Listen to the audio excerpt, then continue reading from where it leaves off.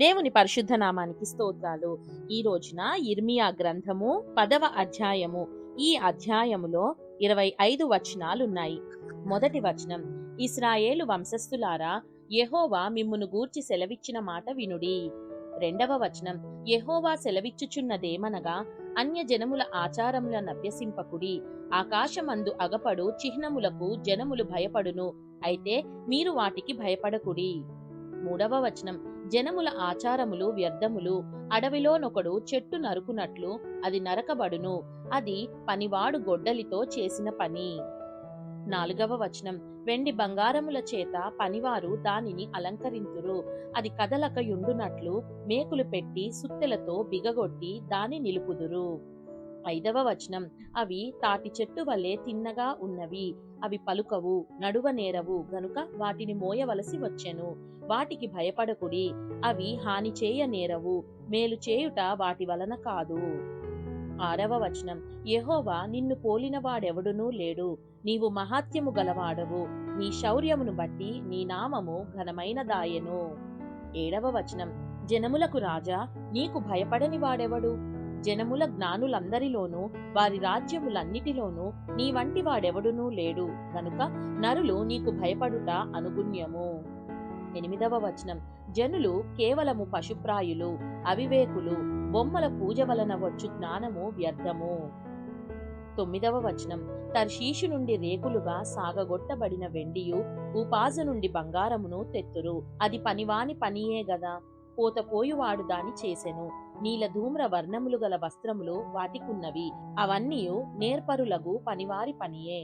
పదవ వచనం, యెహోవాయే నిజమైన దేవుడు, ఆయనే జీవము గల దేవుడు, సదాకాలము ఆయనే రాజు, ఆయన ఉగ్రతకు భూమి కంపించును, జనములు ఆయన కోపమును సహింపలేవు.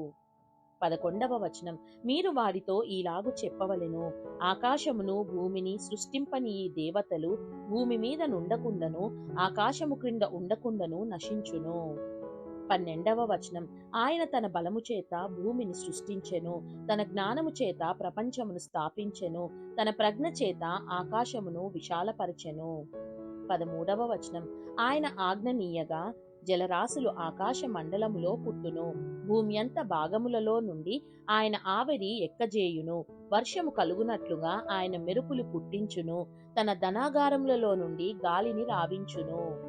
14వ వచనం, తెలివిలేని ప్రతి మనుష్యుడు పశుప్రాయుడు, పోతపోయు ప్రతివాడును తాను చేసిన విగ్రహమును బట్టి అవమానము నొందుచున్నాడు, అతడు పోతపోసినది మాయారూపము, అందులో ప్రాణమేమీయూ లేదు. 15వ వచనం, అవి ఆశను చెడగొట్టు మాయాకార్యములు, విమర్శ కాలములో అవి నశించిపోవును. 16వ వచనం, యాకోబునకు స్వాస్యమగువాడు వాటి వంటి వాడు కాడు, ఆయన సమస్తమును నిర్మించువాడు, ఇశ్రాయేలు ఆయనకు స్వాస్యముగానున్న గోత్రము, సైన్యములకు అధిపతియగు యెహోవాయని ఆయనకు పేరు. 17వ వచనం, నివాసిని ముట్టడి వేయబడుచున్న దేశము విడిచివెళ్ళుటకై నీ సామాగ్రిని కూర్చుకొనుము.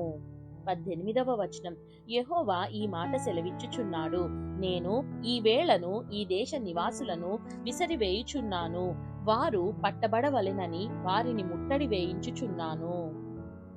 19వ వచనం, కటకట నేను గాయపడితిని, నా దెబ్బ నొప్పి పెట్టుచున్నది, అయితే ఈ దెబ్బ నాకు తగినదే అనుకొని నేను దాని సహించుదును. 20వ వచనం, నా గుడారము చినిగిపోయెను, నా త్రాళ్లన్నీయు తెగిపోయెను, నా పిల్లలు నా యొద్ద నుండి తొలగిపోయి ఉన్నారు, వారు లేకపోయిరి, ఇక మీదట నా గుడారమును వేయుటకైనను నా తెరల నెత్తుటకైనను ఎవడునూ లేడు. 21వ వచనం, కాపరులు పశుప్రాయులై యెహోవా యొద్ద విచారణ చేయరు గనుక వారే వర్ధిల్లకయున్నారు, వారి మందలన్నీయు చెదరిపోవుచున్నవి. 22వ వచనం, ఆలకించుడి, ధ్వని పుట్టుచున్నది, దాని రాక ధ్వని వినబడుచున్నది, యూదా పట్టణములను పాడైన స్థలముగా చేయుటకును నక్కలకు చోటుగా చేయుటకును ఉత్తర దేశము నుండి వచ్చుచున్న గొప్ప అల్లరి ధ్వని వినబడుచున్నది. 23వ వచనం, యెహోవా తమ మార్గము నేర్పరచుకొనుట నరుల వశములో లేదనియు, మనుష్యులు తమ ప్రవర్తనయందు సన్మార్గమున ప్రవర్తించుట వారి వశములో లేదనియు నేనెరుగుదును. 24వ వచనం, యెహోవా, నీవు నన్ను బొత్తిగా తగ్గింపకుండునట్లు నీ కోపమును బట్టి నన్ను శిక్షింపక నీ న్యాయ విధిని బట్టి నన్ను శిక్షింపుము. 25వ వచనం, నిన్నెరుగని అన్యజనుల మీదను నీ నామమును బట్టి ప్రార్థింపని వంశముల మీదను నీ ఉగ్రతను కుమ్మరించుము. వారు యాకోబును మింగివేయుచున్నారు, నిర్మూలము చేయవలెనని వారు అతని మింగివేయుచున్నారు, వాని నివాసమును పాడు చేయుచున్నారు. దేవుడు చదవబడిన పరిశుద్ధ వాక్యాన్ని మనందరి వినికిడిలో దీవించి మనల్ని ఆశీర్వదించును గాక. ఆమేన్.